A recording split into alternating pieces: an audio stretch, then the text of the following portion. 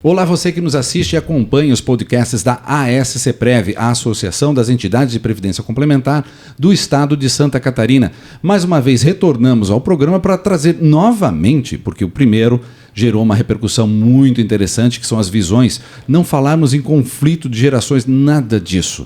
Nós estamos trazendo hoje, mais uma vez, diferenças de idade, diferenças de experiência, mas, antes de tudo, como o público percebe a gestão financeira e o relacionamento com as entidades de previdência complementar. Importante frisar o seguinte: os dois participantes trazem aqui, representam as suas entidades, vão dialogar sobre o tema Gerações em Diálogo, Aprendizados sobre o futuro. Nós estamos falando sobre o futuro, não é para o futuro. Do que virá aí na frente, do que é a percepção dentro do mercado da tecnologia hoje existente. Então, estão aqui comigo, na nossa mesa de discussões, Luiz Fabiano Giannini, da OABPrev. Tudo bem, Fabiano? Olá, Carlos, tudo bem? Obrigado. Primeiro agradecer aí pelo convite da SCPrev e estou aqui à disposição para ajudar no que puder. Que ótimo que você está aqui com a gente. E também a Brenda Lopes, da Elos. Oi, Carlos. Oi, quem está assistindo a gente. Obrigada pela oportunidade. É um prazer estar aqui com vocês. Legal, gente. Eu vou trazer um impacto aqui para a gente começar nesse debate e discutir na seguinte viés. Hoje está em voga a autogestão, o que se parece, né, fácil na palma do celular, eu conseguir acompanhar os indicadores financeiros e eu poder fazer as minhas aplicações, não tanto na poupança. Foi agora recente, numa matéria televisiva, nesta semana que eu acompanhei, de uma preocupação da parte estatal de que a poupança está tendo esvaziamento, né? O indicador, o dinheiro que está depositado ali pelos brasileiros diminuiu bastante. Isso se refere a muitos pontos que foram discutidos na reportagem, como crise financeira ou talvez a escolha das pessoas em fazerem aportes e aplicarem seus recursos em outras áreas, em outras carteiras.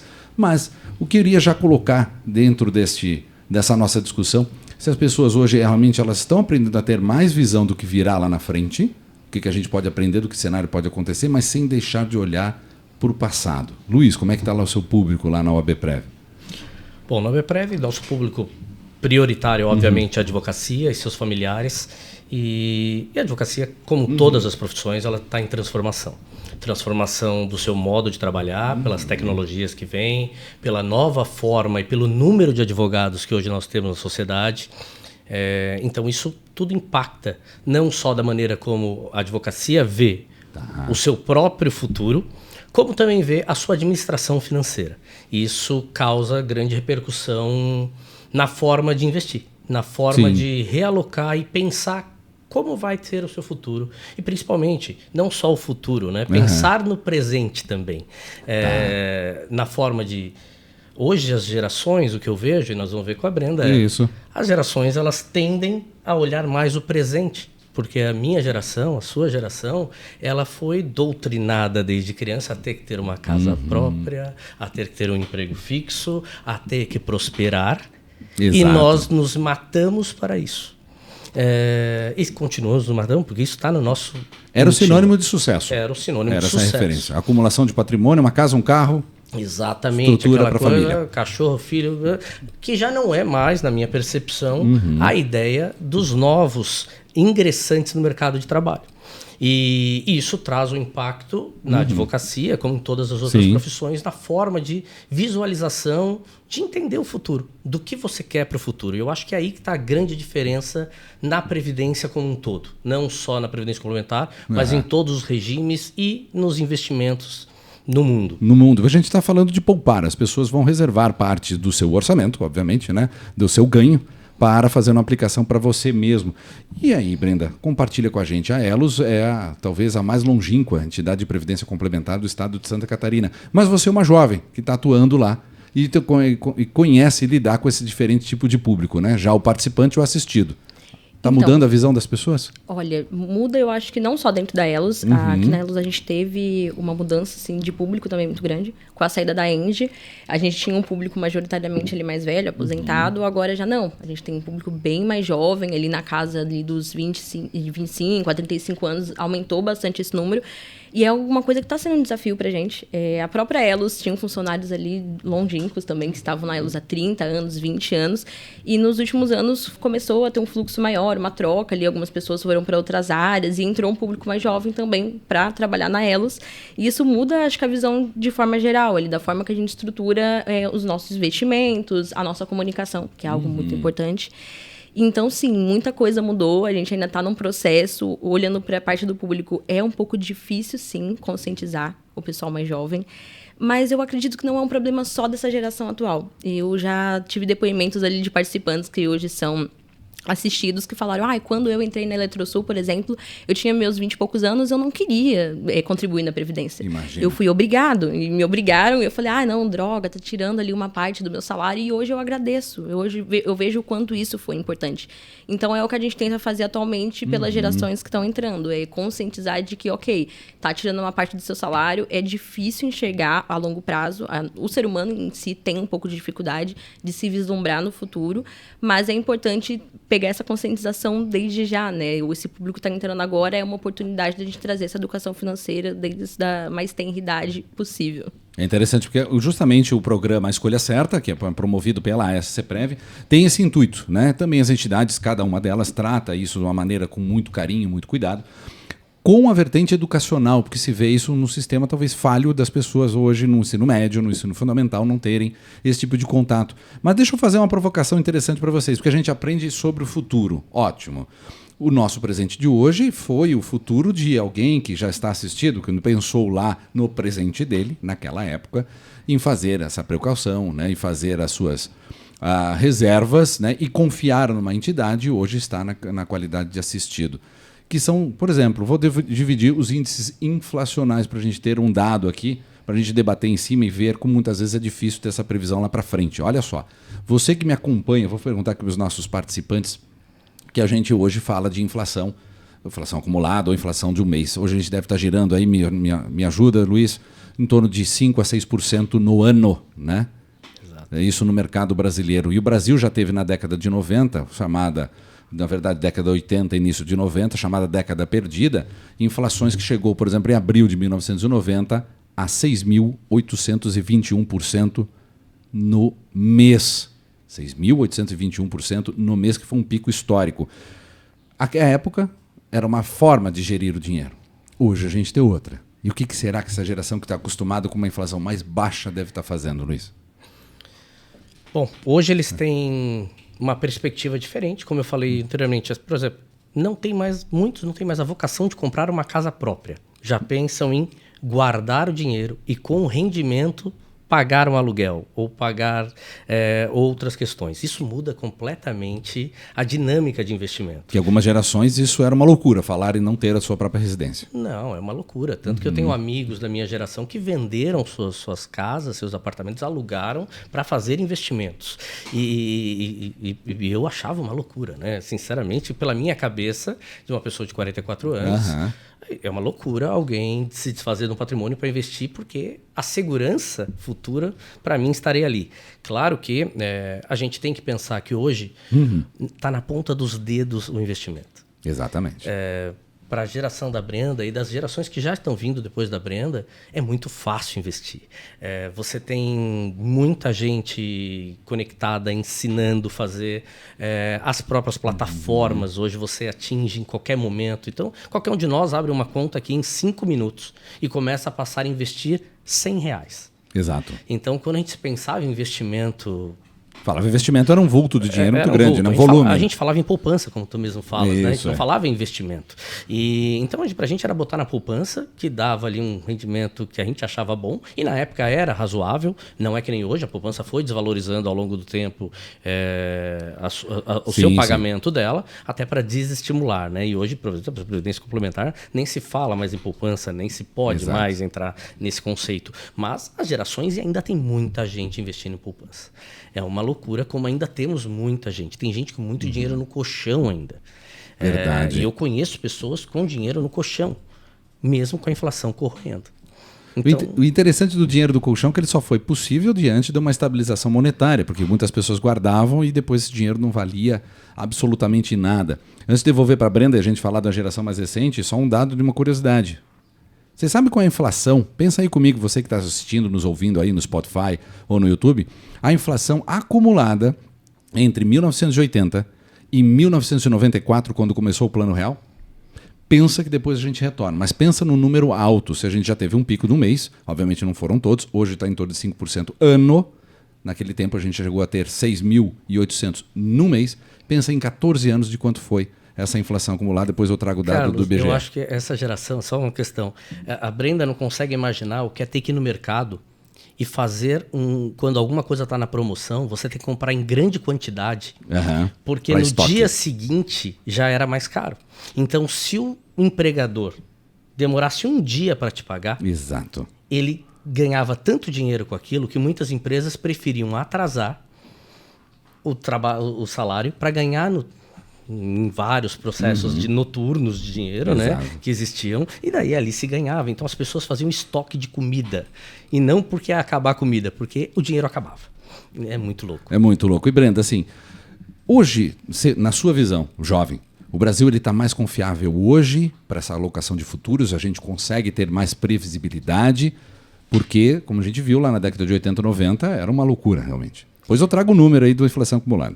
Voltando um pouco no ponto que vocês estavam falando sobre vislumbrar como foi essa fase, eu só consigo escutar histórias assim da família. Na casa dos meus avós até hoje tem aquela despensa que era justamente o local para guardar esses alimentos que ficavam ali em estoque. É uma coisa que você raramente vai ver na casa de uma pessoa mais jovem. Então, assim, voltando para esse ponto que você traz, eu queria primeiro fazer um recorte até social. Claro. Disso que a gente estava falando, dessa questão de estabilidade, pensar na casa própria. Eu vi uma pesquisa, se eu não me engano, foi de janeiro, que foi feita pelo Datafolha, que falava que os jovens no Brasil ainda pensam em comprar casa própria, mas aí tem esse recorte social.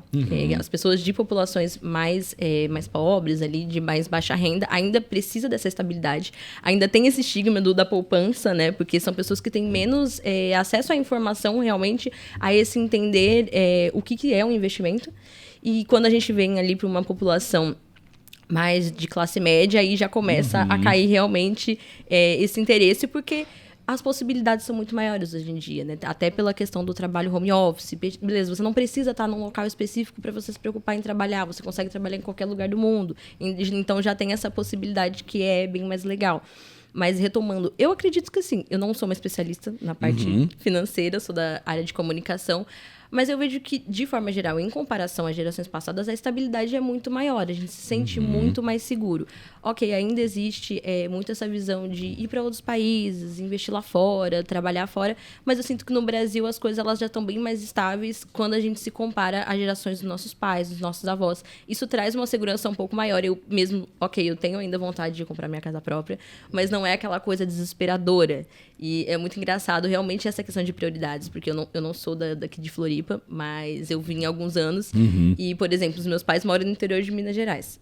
Se você olha a questão de comprar casa, aluguel, os preços são completamente diferentes. E eles ficaram chocados. Como assim você paga tudo isso de aluguel para morar e trabalhar aí? Só que essa não é a minha prioridade, sabe? No momento, a minha prioridade é estar numa cidade maior, ali em questão de trabalho. E são diferentes. Então, tem esse conflito justamente no que foi importante para eles e talvez não seja importante para a gente agora. Mas se perguntando já para o público mais jovem, hein, representado pela Brenda, o que assusta mais? Não ter a estabilidade, ou como nós vivenciamos, ou não ter a liberdade? Com certeza não ter liberdade.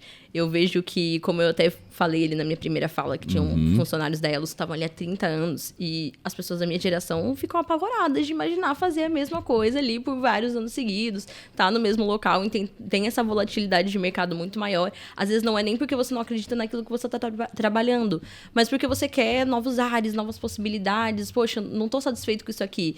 E é uma coisa que normalmente não se tinha antigamente, né? Nas outras gerações, você começava ali no emprego e se mantinha naquela área pro resto da sua vida, até sua aposentadoria. E hoje em dia, não. Poxa, eu não tô satisfeito com a minha área. Eu posso estudar, fazer um outro curso. Nunca é tarde para começar, dá tempo de mudar ainda. Então, sim, a liberdade é algo muito mais importante na minha geração. Antes de devolver pro Luiz, vou fazer uma contextualização, diferentes gerações e públicos que a gente fala, né?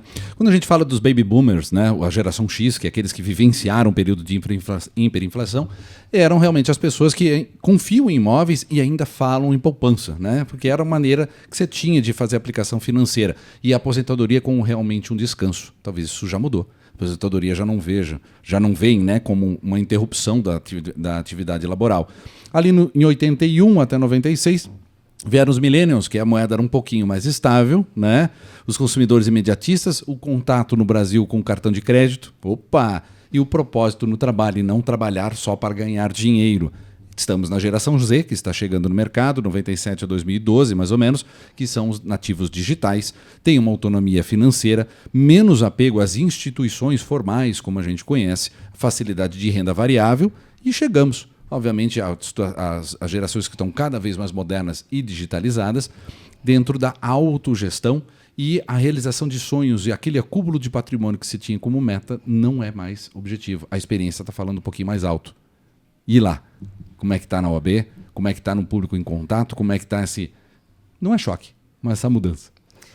Assim, diferente da Elos e da maioria das entidades, nós somos instituídos, né? Então, claro que quando alguém entra para trabalhar em Eletrosul ou em outra empresa pública, você tem o patrocínio, que é algo muito mais fácil de você conseguir trazer e explicar para a pessoa a importância. Afinal, cada um, tu ganha um.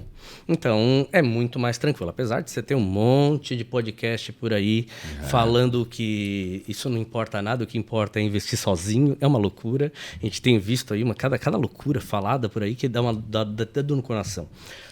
Na OAB nós temos a dificuldade de... A conscientização ela é muito importante, porque é instituído. Correto. Você só tem você. Certo. E você tem que entender que aquilo que você está fazendo é uma previdência. E não é um investimento qualquer. Não é um investimento para comprar um carro, não é um investimento para comprar qualquer outro bem de consumo. Sim. Ou dar para o casamento da filha, do filho, que a gente tem muito disso nos resgates. Então é difícil você conscientizar a nova geração, primeiro, porque, vamos pensar, o número de advogados cresceu, a renda cai. Exatamente. Porque a concorrência a nossa aumenta. população está diminuindo, ela só está em Santa Catarina aumentando por um crescimento migratório. Exatamente. Não por um crescimento natural. Visto agora no último censo, que verificou que Santa Catarina é o estado que mais recebeu, né? Exatamente. Novos então, moradores. Nós temos um crescimento migratório e por isso cresce. Não por um crescimento normal. Então, posso colocar que a maioria dos meus amigos tem um filho ou nem tem filho. Eu tenho uma filha agora. Com 44 anos fui ter uma filha. Não tinha. Então, assim, eu não coloquei ninguém. Para mim era tudo tranquilo, eu não precisava poupar. Porque era só eu. Eu não tinha aquela ambição familiar. Agora não. Então, assim, quando a gente fala para uma geração nova da advocacia, olha, você tem que poupar. Exato. Primeiro, ela tem outros planos na frente. Sempre tem algum plano na frente. Então, você tem que explicar que o futuro, na década de 40, o futuro era daqui 10 anos. Isso. 15 anos. Em menos de 100 anos, nós estamos pulando de uma média de vida de 45 anos para 78 no Brasil, agora em 2025, IBGE. Então, assim, é uma expectativa de vida brutal. Então, quando você fala em futuro, o futuro de alguém na década de 40 do século passado era muito menor. Você precisava poupar muito menos dinheiro para viver do que hoje. Então, por exemplo, quando eu fiz o meu plano... E a pressa pelo acúmulo também, né? Quando eu fiz o meu plano na advocacia, lá em 2007, eu tinha escolhido aposentar com 60. Sim. Hoje eu já passei para 65. E já estou pensando no 70. Porque eu não consigo mais imaginar com 70, eu tenho que guardar dinheiro para viver até quando? Certo. Em Santa Catarina, só para completar esse dado, nós já alcançamos na expectativa de 80 anos em 2020.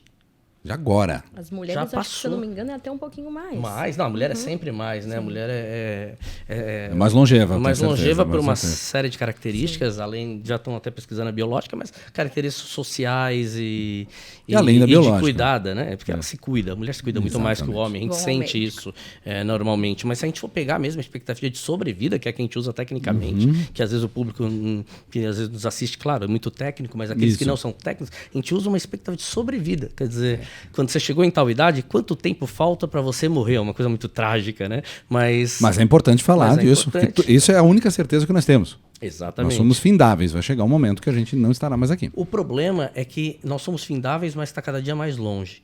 E eu não estou produzindo muita gente geracionalmente para me sustentar. A geração da Brenda menos ainda. Então eu não posso contar com pacto geracional público. Esse pacto geracional não vai conseguir. Então, se eu não aderir à reserva financeira, ou pela previdência complementar, ou por outra maneira, eu não vou ter dinheiro lá na frente para me manter. Eu não tenho filhos o suficiente para cuidar de mim. Ou talvez nem os tenha. Nem os né? tenha, ou não queiram cuidar de mim, porque nós vamos ser a primeira geração. Nós estamos sentindo agora as gerações dos nossos pais, Carlos, estão tendo que cuidar de idosos por muito mais tempo. Exatamente. A gente não tinha isso, cuidava-se pouco, porque logo morriam. Agora não, estão se vivendo 90, 100 anos, e as gerações com 60 anos de idade já estão com dificuldade para ficar com a geração seguinte. Exato. E aí, como é que vai ser? A nossa geração que não formou um lastro anterior a isso, e que também as gerações da Brenda e as anteriores, eu vejo que já não tem mais, se sentem mais obrigados a cuidar das gerações futuras como uma obrigação que nós tínhamos. Porque cada um hoje é mais livre, como ela falou, é mais a liberdade. E eu acho que cada um tem que cuidar da sua própria geração financeira. Eu cuido do meu dinheiro para que minha filha não tenha que me sustentar. Eu não tenho mais esse pensamento de que minha filha tem que me sustentar. Exatamente. Eu fiz a provocação ali, a pergunta para a Brenda, que diz assim, de não ter estabilidade ou não ter liberdade. Obviamente a liberdade traz algum risco. Né? A geração atual esteja talvez mais habituada ou ousada a arriscar. É um perfil que vocês já identificaram por lá. Eu te falo no viés da comunicação mesmo, porque é o contato, né? Porque a gente hoje tem uma concorrência pelos olhares, pelas atenções das pessoas maior do que antes. Né? Não estamos só falando da novela. Né? A gente fala hoje da novela, do jornal impresso, da rádio, das redes sociais. Que é uma coisa que acho que é muito importante tomar cuidado. Porque, por exemplo, na Elos a gente faz a gestão ali do dinheiro dos nossos participantes através de uma equipe especializada. Mas tem muita gente na internet que dá altas dicas de investimento e fala, não, se você colocar dinheiro aqui vai render em tanto tempo. E, no fim das contas, só está usando aquilo ali em benefício próprio. E a maioria das pessoas que não tem um conhecimento aprofundado nos investimentos vai acabar acreditando, vai investir o dinheiro ali. E isso é um problema. A ansiedade que as redes sociais trazem, esse imediatismo. Pelo comparativo também, Brenda? Pelo comparativo, também? Completamente. É muita coisa. Eu abro o meu Instagram e ali eu vejo vidas de pessoas que parecem incríveis e eu fico, nossa, não tenho nem metade disso aqui. Só que as pessoas, elas mostram na internet o que é positivo. Elas vão ostentar tudo o que elas querem parecer. Não significa necessariamente que a vida delas é perfeita. Então, tem que tomar muito cuidado com esse comparativo, principalmente quando envolve questão de investimentos. E essa parte de vocês falaram sobre a expectativa de vida ter aumentado. Lá na Elos, a gente costuma usar o termo segunda vida adulta. Porque, realmente, a pessoa ela chega nos 60 anos, o meu avô, ele falava assim, não, eu vou viver até os 64. E ele já passou dos 70. E aí ele sempre fica aumentando um aninho assim. Eu falo, tá, mas da onde veio essa sua ideia de que ia acabar aos 64? Quem te disse isso? Então, hoje a gente vê que além da expectativa de vida estar muito mais alta, muitas pessoas acabam tendo que voltar para o mercado de trabalho, né? E é algo que a gente também tenta conscientizar ali, até na questão de finalização do benefício dos participantes. Tem gente que está ali com o saldo prestes a esgotar. A gente tem que lembrar, opa, como é que você vai fazer agora com esse recurso nos próximos anos? Você ainda tem mais vários anos de expectativa de vida. Mas voltando ali para a parte das redes sociais, eu acho muito importante a gente trazer a ideia de que a previdência, ela é um investimento a longo prazo. Então, a gente tem alguns perfis de risco ali dentro da Elos, e um deles é o visionário, que é o mais arriscado. E aí, beleza, no começo ali ele estava indo super bem, depois teve uma queda por conta dessas oscilações todas, aí a questão do tarifácio, enfim, toda a instabilidade que vem do externo. E tem gente que já fica meio desesperada, querendo tirar o dinheiro daquele perfil, querendo trocar, e a gente fala, calma, previdência é uma coisa a longo prazo, pode ser que agora dê uma balançada, mas você tem que ter uma resiliência para continuar, deixar mais um tempinho para ver o que vai ser. E também, para quem não consegue, quem é muito ansioso, é melhor que nem se arrisque e coloque no perfil mais arriscado. É melhor deixar num pouquinho menos agressivo para conseguir manter essa constância a longo prazo, né? Interessante, vivemos talvez um paradoxo aí. Numa geração que confiava na poupança, que rendia menos, mas deixa lá, porque se rende pouco, mas rende. Mas pelo menos eu estou guardando lá. Estou fazendo os aportes e deixa lá o dinheirinho reservado, nem que seja para a questão da emergência. E hoje, com mais informações, a geração está mais ansiosa, talvez, né, decorrente das oscilações, e quer agir de uma maneira muito mais imediatista, talvez perseguindo sempre maior lucro. Vou trazer de curiosidade, você que está nos ouvindo e acompanhando, ali que eu fiz a provocação aos nossos participantes de hoje, e para você também que nos ouve aí de casa, né, do seu carro, do seu trabalho, do seu escritório, dados do IBGE. Inflação acumulada entre 1980 e 1994. Brenda, pensa no número alto. 600 mil. 600 mil inflação acumulada. Luiz, você tem noção? Olha, se em um mês deu 6 mil, eu chuto acima ali de quase chegando a 1 milhão. Quase 1 milhão, isso em 14 anos. É bastante coisa, né? Vou fazer só a leitura, não do número completo. 13 trilhões. A inflação acumulada em 14 anos no Brasil, nesse período, foram 13 Nem vislumbrar. trilhões. É um absurdo, né? E aí começamos a entender por que o comportamento era muito distinto. Você tinha remarcações de preço 5 vezes por dia. Preço da manhã não era o mesmo da noite. A síndrome que se comparava, que era mais barato, entre aspas, andar de táxi que de ônibus. Sabe por que a diferença? Porque o ônibus você paga na entrada e o táxi você tinha que pagar na saída. Como inflacionava, o dinheiro na saída do táxi valia menos. Então, teoricamente, é o que se falava à época. Mas o que se coloca isso? A gente tem, parece, a situação sob controle. Mas sob controle, agora. Pode ser que lá na frente também não. Não estou gorando nada aqui, hein? Não dá nada de fazer nenhum terrorismo. Mas eu divido com vocês uma preocupação de o especialista é melhor do que o leigo que está em casa tentando fazer esse mercado sozinho. E as entidades de previdência complementar contam com os times de especialistas para justamente, como a Brenda falou, monitorar esse cenário a longo prazo e ofertar o suporte necessário aí.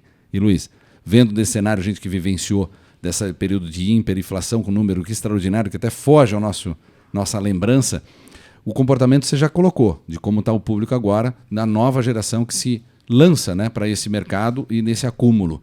Mas o consumo é um dificultador aí do acúmulo, do hábito previdenciário?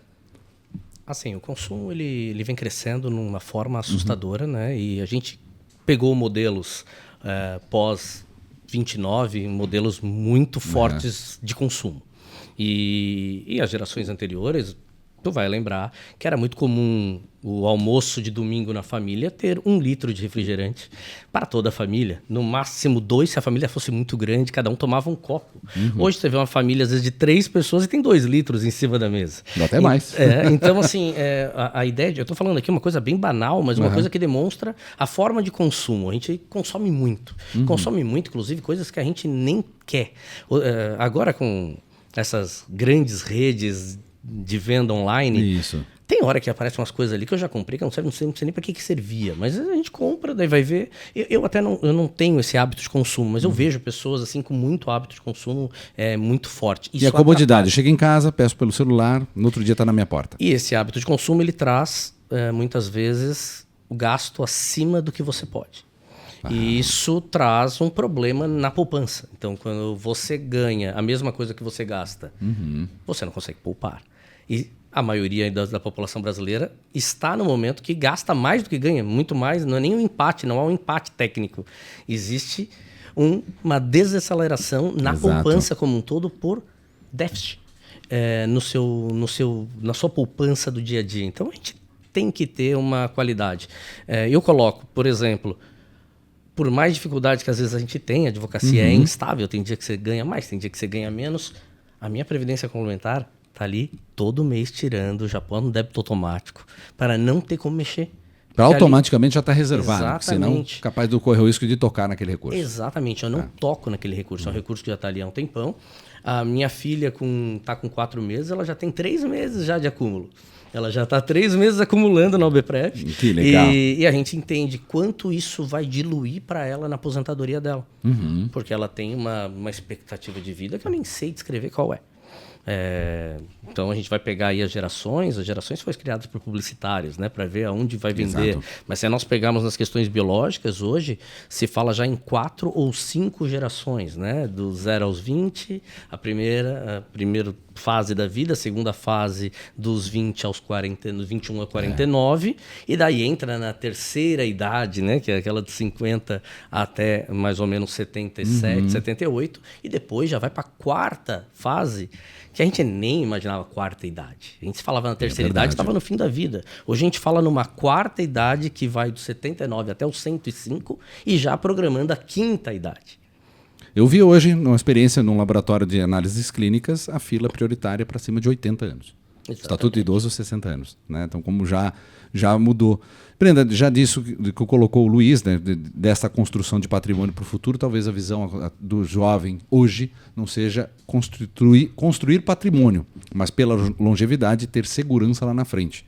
É um desafio dentro desse âmbito do consumo agora, tão facilitado pelas redes sociais, os aplicativos, as promoções. Que ainda precisa muita conscientização para a gente conseguir se vislumbrar lá na frente. Porque atualmente a gente vem muito dentro do contexto de experiência. Então eu vejo que a minha geração ela gasta muito com experiência. Gasta com show, gasta com viagem. E não tá pensando tanto lá na frente. É algo que, tipo assim, não, quando chegar lá eu vejo o que vai ser, eu não posso me prender agora. Porque eu sinto que essa questão de comprar uma casa, se manter lá na frente, parece algo que te fixa muito. Parece algo que te obriga a tomar decisões muito longínquas quando você ainda não tem certeza de nada. Então é isso, vocês comentaram ali no começo da conversa que antes se seguia um padrão de vida. A pessoa ela estudava até tal idade, depois ela se casava, tinha filhos, formava família, ali, então era meio que um padrão. Hoje em dia não existe mais um padrão exato de vida, de modo de vida. Então isso acaba fazendo com que seja mais difícil você decidir como que você quer estar aos 80 anos. Eu não faço a mínima ideia de como eu quero estar daqui a 5 anos. Muita coisa pode mudar até lá. Então é um papel de trazer essa importância de que não importa como você esteja, se você vai estar na mesma carreira, na mesma cidade, a poupança para o futuro, não literalmente a poupança, né, mas o poupar para o futuro continua sendo algo importante em qualquer situação. Luiz, se você fosse dar um conselho, né, indo nos aproximando na parte final do nosso diálogo aqui, para o Luiz de 20 anos, que conselho daria hoje? Olha, não é fácil, né? A gente pensar isso, como que a gente voltaria, mas eu falaria primeiro, poupe mais. Essa é a primeira coisa assim que eu ia falar. Faça... não importa quanto você ganha, importa quanto você gasta. Então, gastar menos e poupar um pouco mais, não sem aproveitar as experiências que a Brenda falou, porque isso eu acho fundamental, porque senão tu vai viver para quê, né? Então, nossa geração e a geração que veio atrás da gente aproveitou pouco isso. Não, então eu já tive a oportunidade de viajar, fazer, mas assim, eu poderia falar, era isso. Às vezes, um choppzinho a menos é um dinheirinho que a gente economiza no futuro e o tempo passa. E a gente nunca vai perceber. Quando a gente é jovem, o tempo parece que ele é mais... Ele flui mais devagar. Quando a gente vai ficando mais velho, a gente vê quanto ele voa. E a gente vai vendo os cabelos brancos, a barba branca, e vai entendendo que o tempo passou. E se você não teve um poupar, quando você poupa mais jovem, você trabalha menos quando for um pouco mais velho. É isso, eu acho que seria isso que eu falaria para mim mesmo. E Brenda, dentro da sua juventude, dentro do público que você também se relaciona, também trabalha na área da comunicação, que ele demonstra esse desejo agora de vivenciar experiências. Lá na frente talvez eu me preocupe com o acúmulo de patrimônio, mas ele está preocupado em desde já fazer, não, literalmente você falou, não é a poupança aqui é o ato de poupar, né? Para aquele que está chegando no mercado de trabalho agora, na sua leitura, olha, eu estou me lançando, eu estou aqui com 16 anos. E aí? Eu diria para sempre buscar o equilíbrio. Como eu falei agora, ter as experiências é importante. Então, não deixar de vivenciar também.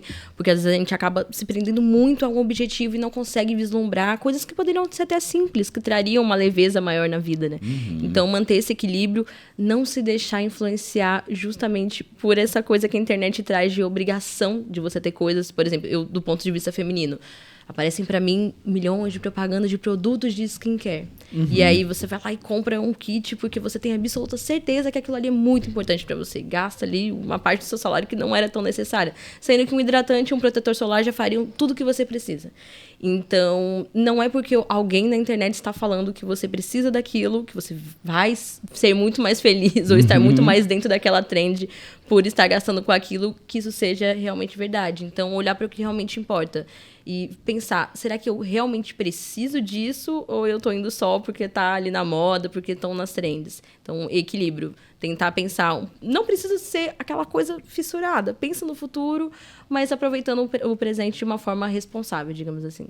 Ou seja, na opinião de vocês, para ter uma resposta rápida e curtinha, a estabilidade e a liberdade podem andar de mão dadas?